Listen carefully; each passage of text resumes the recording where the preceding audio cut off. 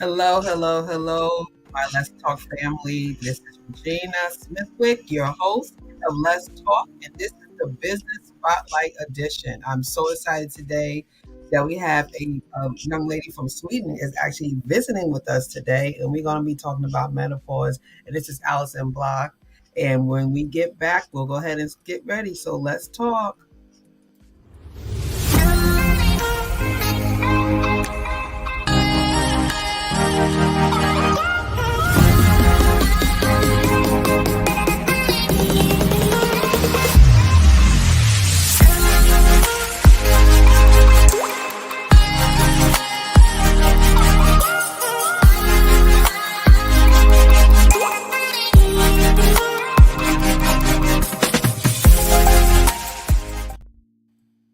All right, we are back. We're back. Welcome back to Let's Talk 1943, the Business Spotlight Edition. And I want to go ahead to formally introduce to you Alison Bladh. And she is a registered nutritional therapist as well as a beauty therapist living in Sweden, as I said. She has worked in the health and wellness industry for over 30 years, specializing in menopause women, we're going to be talking about today. Allison also owns an online clinic helping other women worldwide to manage the negative symptoms of menopause. And I would like to introduce to you Allison. Hello, Allison.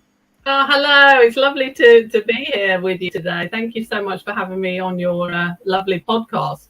Oh, thank you. Thank you for allowing us to have you because this is a great topic that we're going to get into today. A couple of things I've noticed that when you were talking about is supporting midlife women. Why is that important to you? Yeah, that's a great question because I'm very passionate about helping menopausal women. And I think that through my journey, my career journey, I started off, as you said, as an esthetician. And I specialized in hormonal skin health. And I very quickly came to realize that women during perimenopause and menopause had real problems with their skin. And it was an area that was really neglected. These poor women didn't get the help that they needed. So I became very passionate about helping them and also seeing my family members, like my mother, my grandmother, really just not talking about menopause and really suffering. And because of the skin aspect, my esthetician side, I soon came to realize that there was a huge piece missing. The nutrition side was really needed. So that's when I went back to university and studied to be a nutritional therapist. And, then it really all comes together. I mean, I work now with nutrition, lifestyle and mindset, really helping women. I help them harness their hormones and get back their sparkle because we all like a bit of sparkle, don't we? Like we lose our sparkle, right? After you too hot and sweaty looking greasy all the time because you're sweating so much. you lose that sparkle quick. You definitely do. So menopause, let's just kind of break down what menopause is because people that say it, but nobody never really tell you what it really means. So what is menopause? Yeah, that is so true. I mean, there's so many women that don't really understand what that means because it isn't something we talk about enough. And it's ridiculous if you think, because it's a stage that every single woman will go through. It's a totally natural process. It's not a disease. What menopause is really is when you stop producing eggs, you stop menstruating, you can't produce children anymore. And there's different phases of menopause, and the first one is something called perimenopause, which maybe people have heard of. And this on average starts around 45, but it can start earlier, it can start later, it's very individual. And this is really when your hormone like estrogen, progesterone and testosterone start kind of becoming imbalanced. They start going up and down a bit on a roller coaster ride. And that's when you can start noticing, the list of symptoms like mood changes, anxiety, hot flashes, weight gain, the list goes on. There's many different symptoms. And this is due to the fluctuations in hormones. And perimenopause lasts roughly till the age of 51, but again, it's very individual. It can go on longer. And then you come into menopause. And basically what menopause is when it means you're actually in menopause when you haven't had a period or you haven't menstruated for a year. Then when you haven't actually had a period for a year, you are then in menopause. And then all the time after menopause is what we call postmenopause. So if you say you're in perimenopause and you haven't had a period for 8 months, and then all of a sudden you have one, then you're not in menopause, you're still in perimenopause. So it's perimenopause, menopause, and postmenopause are the 3 different stages. And then when you're in postmenopause, you stopped ovulating. Your body will produce a very small amount of estrogen from your adrenal glands, which sit on top of kidneys, but you're not fertile anymore. You can't produce children. Right. So I know. that's a summary of what menopause is. You did a great job because I would say for me, I actually in postmenopause, like when I got checked in my doctor and they took blood samples and it was like, oh, you postmenopause. I'm like, oh, I went through it. Like it was just funny. I was like, okay, I must have missed something because I'm still having hot flashes. But I mean that I think the menopause thing is so taboo, and a lot of people take so many different routes on trying to get it corrected or fixed. Or when you said it just clicked to me when you was describing it, and it's so simple. It's like menopause, your menstruating cycle, and it's paused. Exactly, that's what it means. Menopause, in menstruation, pausing. It's pause. So I was like, that makes a lot of sense. Duh. Like, that makes a lot of sense. One of the things about menopause that a lot of people always attach to it is, people go crazy, they lose their minds, they moody, they're cranky. So describe what the mood thing is. What is about the mood? Yeah, I mean the good old estrogen, which is the female sex hormone. It's. I don't think we really realise how powerful that hormone is, because you actually have what we call estrogen receptors all over the body, including the brain. So it's needed for mood balance. It has an effect on all what we call our happy hormones like dopamine, oxytocin, all of those hormones. So when the levels start to decline, it becomes that you may become a bit snappy, or you become moody. You're way less tolerant than you used to be. You can just get really irritated over something that isn't particularly irritating, but it's to do with the lowering of estrogen and the effect that has on the body, because it affects virtually every system in the body. So it's very normal that when your levels start to decline, that you will start to feel moody or irritated. I can get angry just if I hear my husband drinking a cup of tea or something. Stop slurping. Yeah, the slurping. It's just anything that irritates you because your hormones are just in like out of whack kind of, or not in a normal state that you used to them being in. But now, of course, you're going to be in a whole nother state of your hormone when you get less of the estrogen part of it, right? So one of the things that I'm dealing with, and I notice a lot of women my age is dealing with, is weight. It seems like that, some people may gain weight over the years, of course, since like high school, whatever, some people kind of fluctuate. But something about that, when you get that menopause weight, it seems like it really hits your midsection and your belly area and your lower back. It's like that little area, that little tire kind of thing right there. So, okay, tell us about how that happens and tell us how we can fix it, please. Yeah, that's a really interesting question. I wish I could give you one answer to that. I wish it would be like poof. I did a webinar the other day for a group of menopausal women exactly on that subject, and I spoke for an hour just about why it happens and what you can do, and it's so multifactorial because it's so individual for everyone. We don't really, the research, we need more research done on women. The research, really, there isn't enough research done in this area, so we don't fully understand why we gain weight. However, that it's a multitude of different things that happen.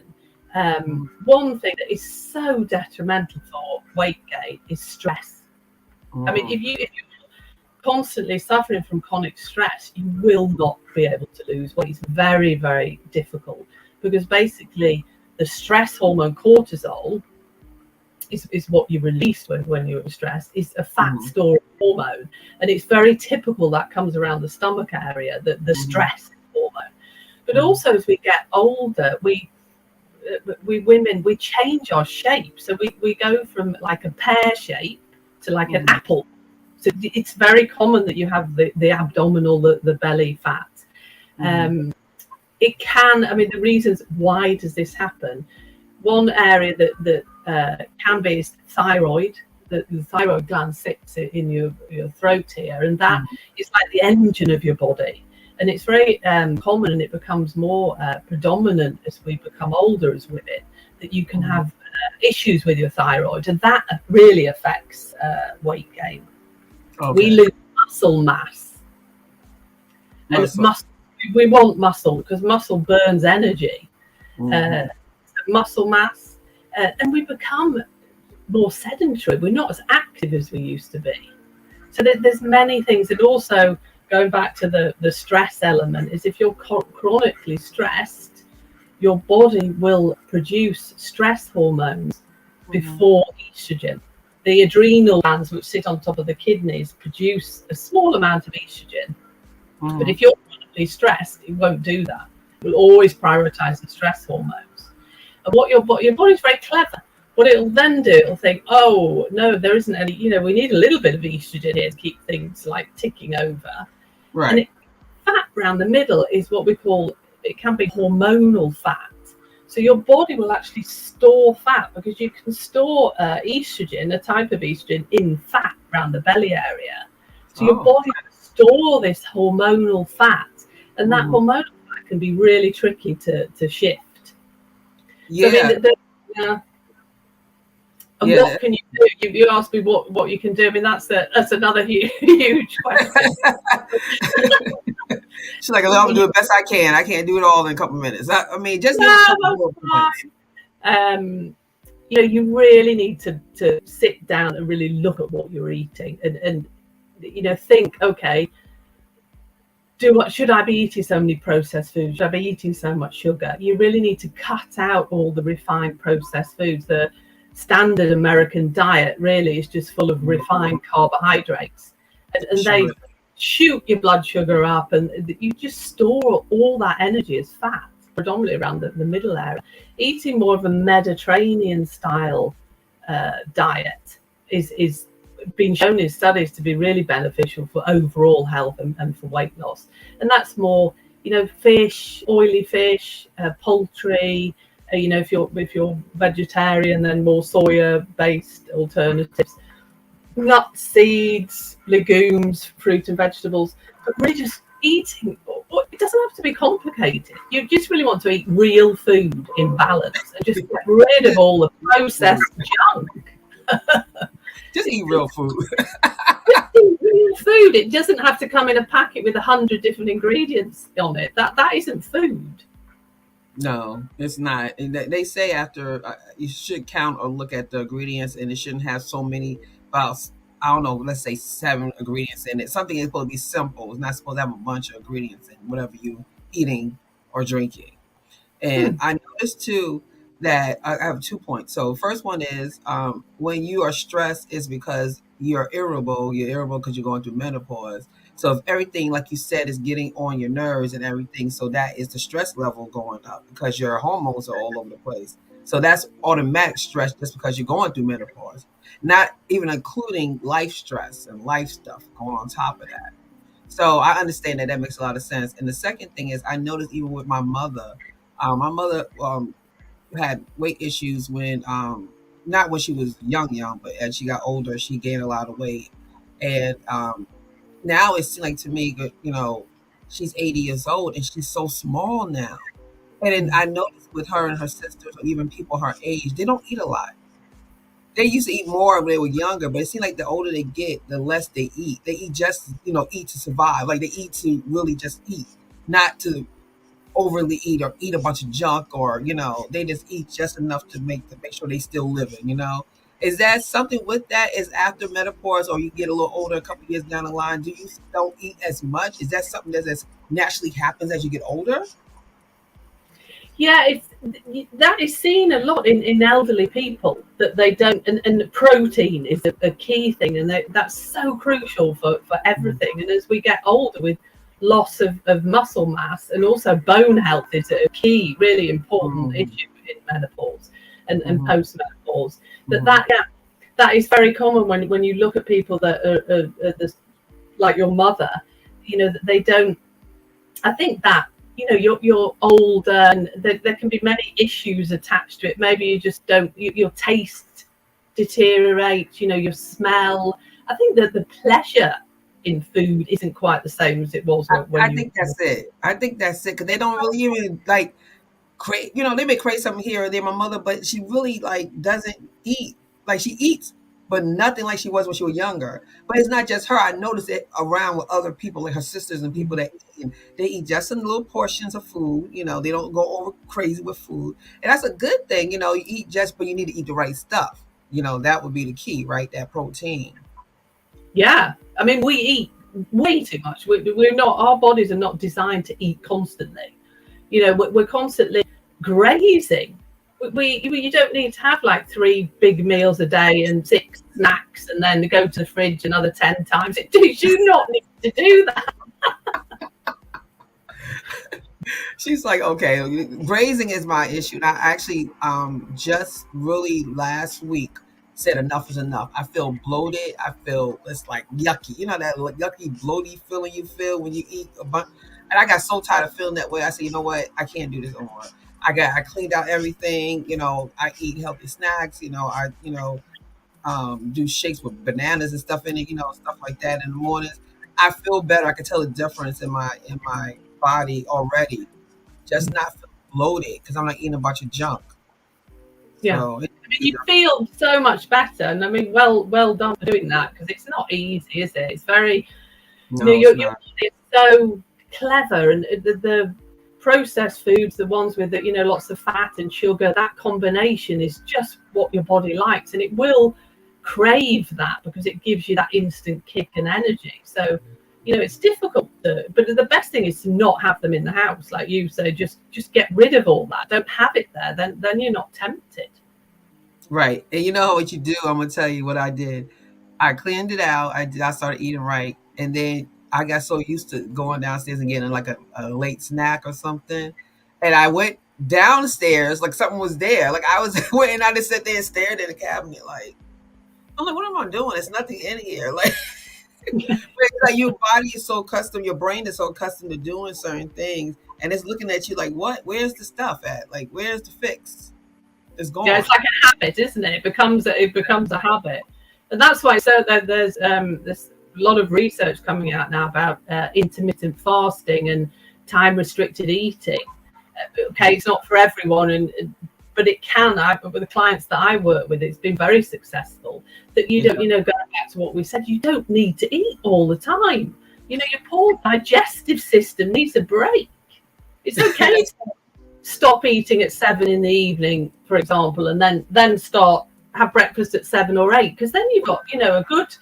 Well, if you stop eating at 7 in the evening and you have breakfast at 7, that's what, 12 hours of your digestive system resting, and that leads to many other health benefits, including weight loss.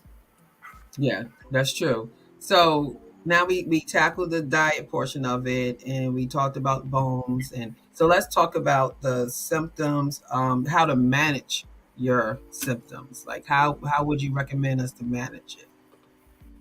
Yeah, I mean, there's so many different symptoms, but hot flush, if we take that as an example, which is very Yes. common, and most women, not everyone, but most women will suffer from that.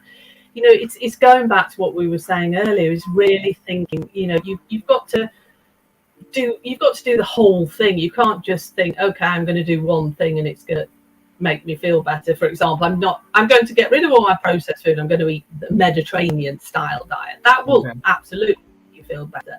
But you also have to look at your lifestyle and your mindset, and stress. I mean, stress and how Hmm. you sleep.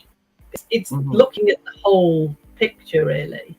But hot flushes, there's certain triggers, as we all know, that things like spicy foods, You can, if you eat like a curry or spicy foods or something with a lot of chili in, you can all of a sudden just feel this like wave of heat taking over your body. Yes, Yeah, I know. I know as well that feeling. And then alcohol. You know, I find with the majority of my clients, when they come into perimenopause, they just say it's just not worth that, having a glass of wine in the evening because of the way it makes me feel. You know, it can trigger hot flushes. It can, you know, stop you from sleeping. Our bodies can't process it. We can't get away with what we did when we were younger. We have to be nicer to ourselves. I always say that, you know, that there's this like 80-20 rule. If you do 80%, you know, of everything right and lead a healthy life, you know, you've got that 20% where you can have a glass of wine or have a biscuit or whatever. But when you come into menopause, it's not really 80-20 anymore. It's like 90-10. You just have to really be that little bit extra care. And it doesn't have to be boring. It doesn't have to be restrictive. It's just being mindful of what you actually eat and what you do with your body, and self-compassion, and thinking, you know what, I actually am going to look after myself. I'm going to put myself first and take care of myself, because we women, we're carers, aren't we? We're always worrying and looking after everybody else, but you really need at this time of life to just sit back and think, you know, I'm going to put myself first and look after myself. That's so true. So true. Because that's the modifications you're talking about would make you feel better, you know. So we could kind of like recap. So we definitely need to look at our diet, get a better diet. Mediterranean is a option, or just eating less carbs or less breads and more of lean proteins, meats, and if you're a vegetarian, you said, you know, soy products or things like that, right? Yeah. So stress levels need to go down. So we need to focus on doing that. Um, I wanted to ask you one more thing. So I know people who had used replacement therapies or different hormone things, and I actually had a friend of mine who actually used it and ended up becoming getting breast cancer from it. Like literally, like she was fine and she started using it, and maybe a couple months later, all of a sudden a lump appears. Um, so what do you, because you taking the healthy route, like just foods and other ways. Do what? Give us a little idea on how that therapy works, if you know anything about that. Yeah, absolutely. I mean, hormone it's a very controversial subject. I mean, there's so many different views that people feel about hormone replacement therapy, and I'm not against it, absolutely not. And you know, I don't know what it's like in the US, but in Europe at the moment, there's a bit of a menopause revolution going on, and you know, women are really, you can really see that people are just fed up with not getting the help and the support, and there's many, you know, fabulous doctors and celebrities that have really got behind this. And you know, hormone replacement therapy is very individual, but it very much depends on the person's history and if it's right for you. Right. But it can be really beneficial, because you're not, all you're doing really with hormone replacement therapy is just topping up the levels to what they would have been, so you can lead a healthy life, because we do need estrogen. I mean, it's needed for bone health, for heart health, brain health, you know, gut health. So it's more, hormone replacement therapy is for our long-term health. I mean, you can be in postmenopause for over 30 years. You know, you need that hormone. But like I say, it's very individual. But I always advise my clients to, you know, get the information, find out, talk to your doctor about it, and then you yourself can make that decision. I mean, again, going back to what you asked me about breast cancer, it is very controversial. And when we look at the research coming out, I mean, the reason that hormone replacement therapy got so much like bad publicity was due to a study that was published in the early, the late 1999, 2000. And this study was basically wrongly reported. The people that did the study didn't have time to report the results of it before it was out in the press. And you know, the the headline in the press was hormone replacement therapy, breast cancer, heart disease. And when they look back at that study, it's not actually, that was not correct. And Okay. you can see how of course, when women read that, they all came off hormone replacement therapy. And Hmm. you think bone health, heart health, we have a much higher risk of heart disease as we get older, due to one of the factors is the lack of estrogen. So I always say hormone replacement therapy is, it's not something you should rule out. You should look at it and then make the decision with your healthcare provider if that is correct for you, because the Okay. advances in the products as well. That's something that I was talking about, the Women's Health Initiative. The Hmm. hormone replacement therapy that they used then was from the urine of pregnant mares, pregnant horses. Hmm. Now, there's so much advances in the product, so that the what we call the body identical hormone replacement therapy, which Hmm.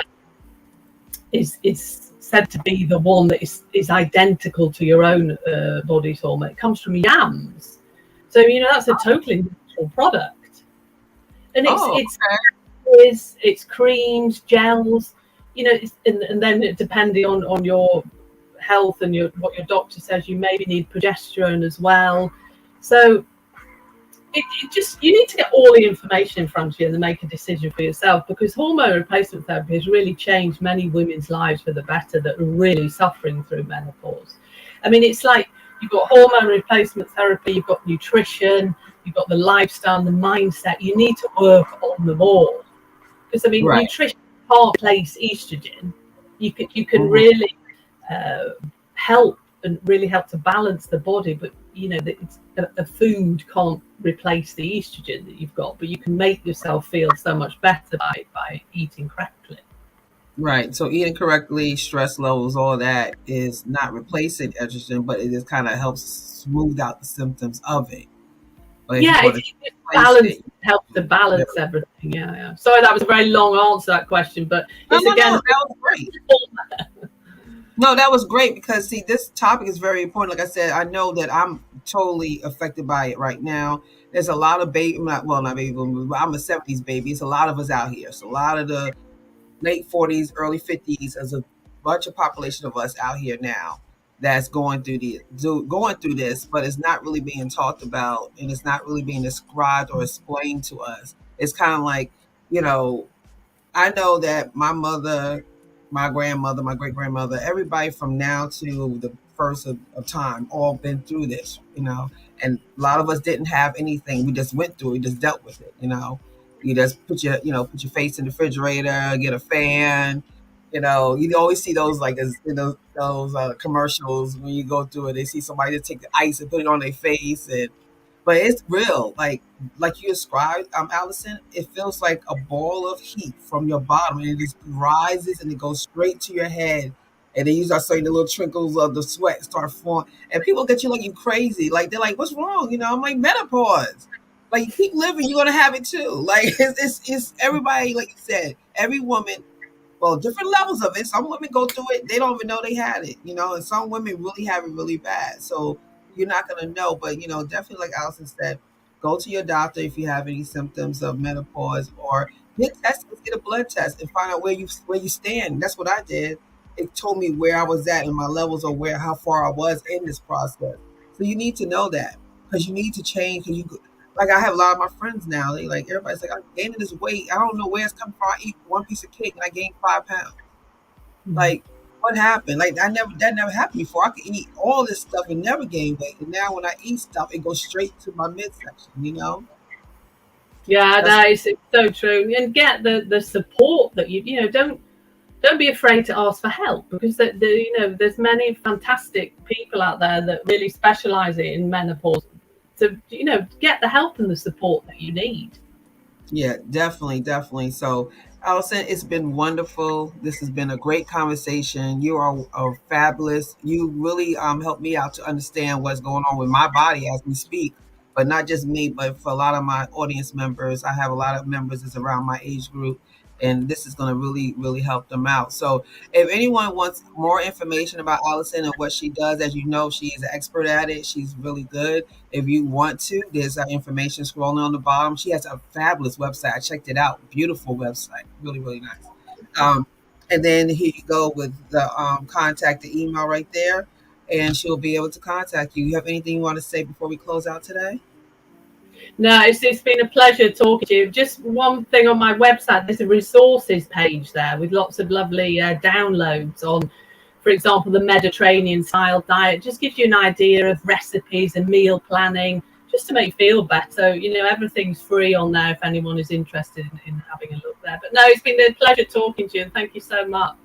Oh, no problem. Thank you for coming on the show. So until next time, like I always say, if you're interested in coming on Let's Talk 1943 to do the Business Spotlight Edition, you're welcome to do so. I love to sponsor, to showcase people, businesses, and their services. So, definitely reach out. As you see my information on top of the screen, my website, you could just use the contact portion of it, put your information in, it comes to me, I'll contact you.